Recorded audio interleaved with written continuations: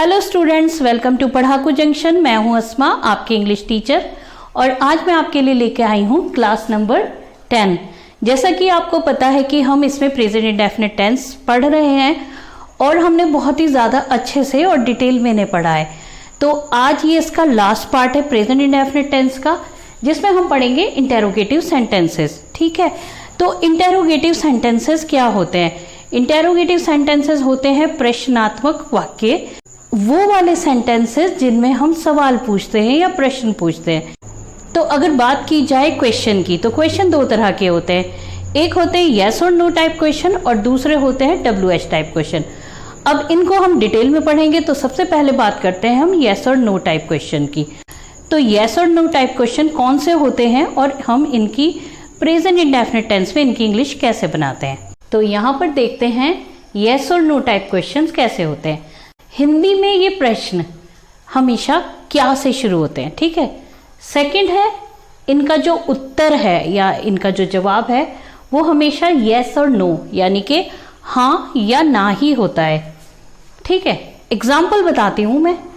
क्या तुम मुझे जानते हो? देखिए हिंदी में ये क्या से शुरुआत में क्या आया है, ये हिंदी में क्या से शुरू हुए हैं कि क्या तुम मुझे जानते हो। अगर आप जानते हो तो आप हाँ बोल देंगे, अगर आप नहीं जानते आप ना बोल देंगे। ठीक है, इससे ज़्यादा हमें और आपके उत्तर की अपेक्षा या एक्सपेक्टेशन नहीं है। सेकंड देखिए, क्या पिताजी अखबार पढ़ते हैं? देखिए प्रश्न क्या से शुरू हुआ है, क्या। ठीक है, और इसका उत्तर है यानी कि इसका जवाब है अगर पिताजी अखबार पढ़ते हैं आप यस बोल दीजिए, पिताजी नहीं पढ़ते तो नो बोल दीजिए। तो आंसर इनका हमेशा यस और नो ही होता है। तो इनकी पहचान है क्या से शुरू होते हैं और आंसर यस और नो होता है। ठीक है, ऐसे ही आप इन्हें उतार लेंगे। अब इनके लिए भी एक रूल है। आप प्रेजेंट इंडेफिनिट टेंस शुरू से पढ़ रहे हैं, मैं पूरी उम्मीद करती हूँ आप शुरू से पढ़ रहे हैं और ध्यान से पढ़ रहे हैं। अगर आप ये वाली वीडियो यहाँ तक पहुँच गए हैं, क्लास नंबर 10 तक पहुँच गए, इसका मतलब आप अपनी पढ़ाई के मैटर में सीरियस हैं और आप सीरियसली इंग्लिश सीखना चाहते हैं। आपको पता है जो हमने normal simple present indefinite tense का जो सबसे पहले रूल, जो नॉर्मल असर्टिव सेंटेंसेस हैं, उनका रूल क्या था? उनका रूल था हमारा सब्जेक्ट, वर्ब की फर्स्ट फॉर्म, ऑब्जेक्ट और रेस्ट। ठीक है, तो वही आप ये मान के चलिए यही है सब्जेक्ट, वर्ब की फर्स्ट फॉर्म, ऑब्जेक्ट, रेस्ट। अब मैंने आपको लास्ट क्लास में क्वेश्चन वर्ड लर्न करवाए थे एक्स्ट्रा क्लास में। ठीक है, एक्स्ट्रा क्लास में मैंने क्वेश्चन वर्ड लर्न कराए थे, उसमें क्या की इंग्लिश क्या होती है? वट होती है। ठीक है, अब यहाँ पर आ रहा है क्या, पर यहाँ पर हम वट नहीं लगाएंगे। जो भी क्वेश्चन क्या से शुरू होते हैं उनमें हम वट उस क्या की इंग्लिश नहीं लगाते, बल्कि जो भी उसका हेल्पिंग वर्ब है उसे हम सबसे शुरू में रख देते हैं और वह क्वेश्चन बन जाता है। ठीक है, तो यहाँ पर हम लगाएंगे डू या डस। ठीक, डू या डस शुरू में लगाएंगे और फिर हम पूरा का पूरा इसी सीक्वेंस में, यानी कि सबसे पहले सब्जेक्ट, फिर वर्ब की फर्स्ट फॉर्म, फिर ऑब्जेक्ट, फिर रेस्ट, ऐसे लिखेंगे। डू किसके साथ आता है, डस किसके साथ आता है, बहुत ज़्यादा मैं आपको लर्न करवा चुकी हूँ, अब तक आपको बहुत अच्छे से आ गया होगा। तो अब सेंटेंस बनाते हैं। क्या तुम मुझे जानते हो? तो पहले नंबर पे हम लगाएंगे क्या की इंग्लिश जो होगी ये डू डस। दूसरे नंबर पे लगाएंगे हम काम के करने वाला सब्जेक्ट यानी कि तुम। तीसरे नंबर पे लगाएंगे वर्ब, वर्ब होता है काम, काम है यहाँ पे जानना तीसरे नंबर पे। और फिर होता है ऑब्जेक्ट जिस पर काम होता है, तो वो है मुझे। और फिफ्थ नंबर पे रेस्ट, इसमें रेस्ट कोई है नहीं, कुछ है नहीं। तो सेंटेंस बनेगा क्या तुम जानते हो मुझे, इस सीक्वेंस में। ओके, तो अब हम बनाते हैं। तो डू डस के हिसाब से आप बताइए तो क्या लगेगा यहाँ पर? क्या, क्या के लिए तुम के साथ क्या आता है? यू के साथ क्या आता है? यू के साथ डू आता है, डज आता है। मैं आपको बोला था कि अपने कानों को इतना ज्यादा सुनवा दीजिए कि आपको खुद अगर गलत बोले तो अनसाउंड लगने लगे। तो do you, does you, unsound कौन लग रहा है? डज यू, है ना। तो डू, तो यू के साथ क्या आता है? Do, do you. अब फिर वर्ब की फर्स्ट फॉर्म तीसरे नंबर पे जानना, वर्ब कई बार आ चुकी है। ये होता है जानने को नो कहते हैं, कनाओ नहीं नो। ठीक है, और ऑब्जेक्ट है मुझे को कहते हैं मी। अब हम फुल स्टॉप नहीं लगाएंगे क्योंकि ये क्वेश्चन है, तो हम क्या लगाएंगे, हम लगाएंगे क्वेश्चन मार्क। और बहुत ही प्यारा सा सिंपल सा सेंटेंस बन गया, डू यू नो मी। ठीक, अब क्या पिताजी अखबार पढ़ते हैं, सेकंड की तरफ चलते हैं। तो अब यहां पर सबसे पहले किसका लगाएंगे, क्या, फिर सब्जेक्ट काम के करने वाला वो कौन है, पिताजी। तीसरे नंबर पे वर्ब, वर्ब क्या है, पढ़ना, क्या पिताजी पढ़ते हैं। ऑब्जेक्ट है फोर्थ नंबर पे, जिस पर काम किया जाता है उसे कहते हैं ऑब्जेक्ट। तो पढ़ने का काम किस पे हो रहा है, अखबार पे।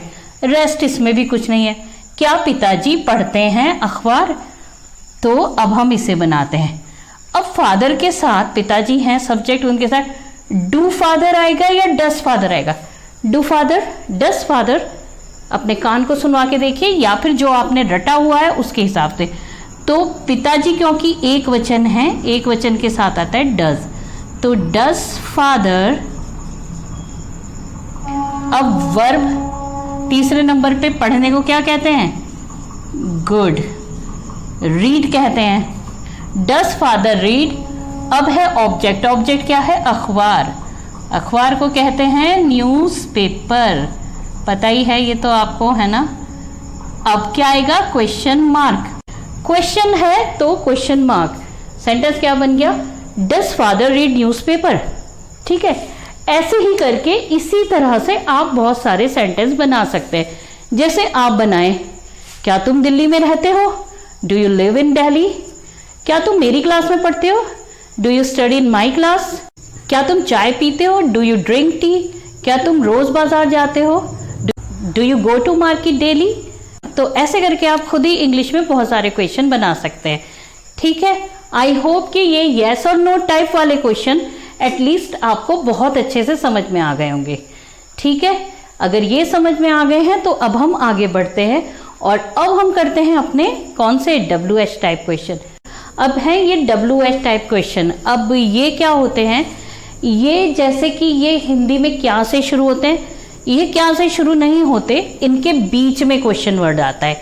क्या आता है, और ये WH इसलिए है क्योंकि मोस्टली मैंने आपको लास्ट एक्स्ट्रा क्लास में क्वेश्चन वर्ड लर्न करने के लिए दिए थे और उसमें से मोस्टली आपने देखा होगा सारे क्वेश्चन वर्ड जो होते हैं जैसे व्हाट, व्हाई, व्हेन, वेयर, ठीक है, विच, हुज, होम, ये सारे question word almost 80% question word बनते हैं WH से शुरू होते हैं स्पेलिंग में।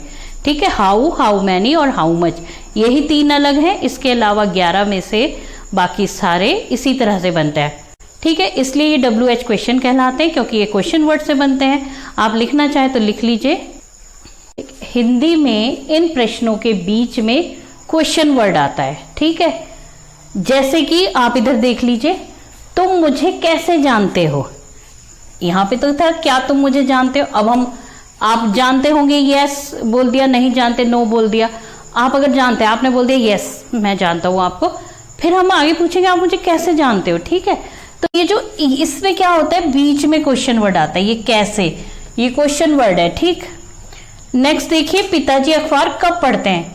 यहाँ पे था क्या पिताजी अखबार पढ़ते हैं, आपने कह दिया यस पढ़ते हैं। ठीक है, अब हम पूछे कब पढ़ते हैं, कौन से टाइम पे पढ़ते हैं, यानी कि, या फिर हम ये पूछ सकते हैं पिताजी कौन सा अखबार पढ़ते हैं। ठीक, तो यहाँ पे देखिए क्वेश्चन वर्ड बीच में आया है, तो इनके अंदर हमें क्वेश्चन वर्ड लगाना पड़ेगा। यहाँ पर डू या डज हम शुरू में लगा दे, उससे सिर्फ उससे काम नहीं चलेगा। तो अब देखते हैं हम WH टाइप क्वेश्चन कैसे बनाते हैं। जैसे पहला है, तुम मुझे कैसे जानते हो। अब इसका रूल है, अभी हमने यस और नो टाइप क्वेश्चन का रूल लिखा है। रूल क्या है, सबसे पहले डू या डज, सेकंड नंबर पे सब्जेक्ट, थर्ड नंबर पे वर्ब की फर्स्ट फॉर्म, फोर्थ नंबर पे ऑब्जेक्ट और लास्ट में रेस्ट। तो सेम टू सेम यही रूल होगा अप्लाई। ठीक है, बस फर्क कितना है कि इस डू डज से पहले, सबसे पहले हम लिखेंगे क्वेश्चन वर्ड, क्वेश्चन वर्ड की इंग्लिश, यानी जो भी क्वेश्चन आया है क्वेश्चन वर्ड, उसकी इंग्लिश पहले नंबर पे आ जाएगी।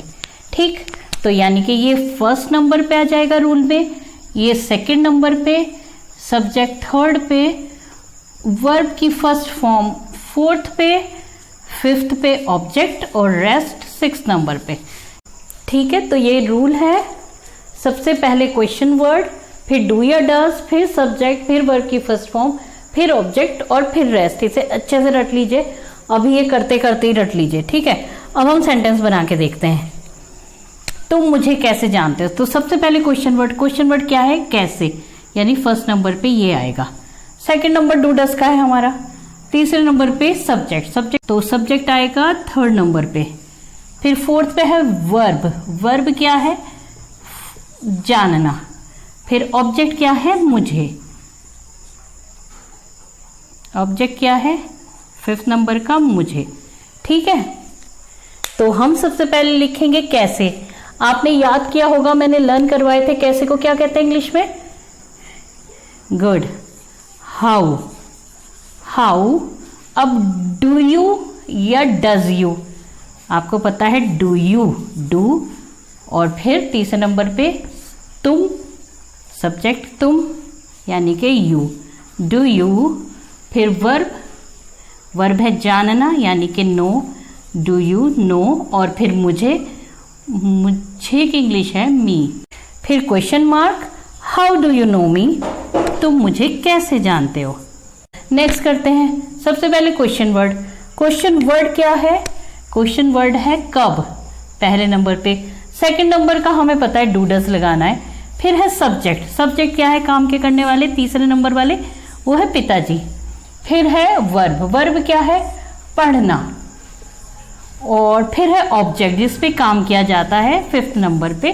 रेस्ट कुछ नहीं है इसमें। तो कब पिताजी पढ़ते हैं अखबार, तो इस क्रम में हम बनाएंगे। तो कब को इंग्लिश में क्या कहते हैं, सारे क्वेश्चन वर्ड लर्न कर लिए होंगे। कब को कहते हैं व्हेन। अब सब्जेक्ट क्या है, पिताजी के साथ डू आएगा या डज आएगा बताइए। तो पिताजी को कहते हैं फादर, डू फादर या डज फादर। आपने याद किया है कि सिंगुलर के साथ डज आता है, व्हेन डज फादर। और फिर है वर्ब जो है पढ़ना, पढ़ने को कहते हैं रीड, और फिर है ऑब्जेक्ट अखबार जिसे कहते हैं न्यूज़पेपर, और फिर है question mark, when does father read newspaper, तुम मुझे कैसे जानते हो, हाउ डू यू नो मी, पिताजी अखबार कब पढ़ते हैं, when does father read newspaper. तुम कहाँ रहते हो, वेयर डू यू लिव, तुम्हारे पिताजी क्या करते हैं, what does your father do. तुम दोपहर के खाने में क्या खाते हो, व्हाट डू यू हैव या what do you eat in the lunch. तुम रोज कहाँ जाते हो, where do you go daily. इसी तरह से हम बहुत सारे सेंटेंसेस बना सकते हैं। ऐसे ही अब आपका होमवर्क है, कुछ सेंटेंस बनाएंगे आप, क्या से शुरू होने वाले। आप जस्ट इमेजिन करिएगा किसी नए स्कूल में आपके कोई नया बच्चा आया है, तो आप उससे कौन कौन से क्वेश्चन पूछेंगे। इसमें आप क्या वाले क्वेश्चन भी पूछिएगा, और आप इसमें क्वेश्चन वर्ड वाले क्वेश्चन भी पूछिएगा, ठीक है। प्रेजेंट इंडेफिनिट टेंस में ही पूछेगा, ये ध्यान रखिएगा। तो आज हमारा प्रेजेंट इंडेफिनिट टेंस कंप्लीट हो गया है। आई होप कि प्रेजेंट इंडेफिनिट टेंस आपको बहुत अच्छे से समझ में आ गए होंगे। मैं मिलूंगी अगली क्लास में, और प्रेजेंट इंडेफिनिट टेंस को हम और उससे होने वाले या उससे पहले पढ़े हुए टॉपिक्स से हम क्या क्या चीज़ों को लिख सकते हैं, वो हमारे कैसे काम आ सकते हैं, यही डिस्कस करेंगे। जो मैंने होमवर्क दिया उसे ज़रूर कर लीजिएगा। मिलते हैं अगली क्लास में, तब तक के लिए बाय बाय।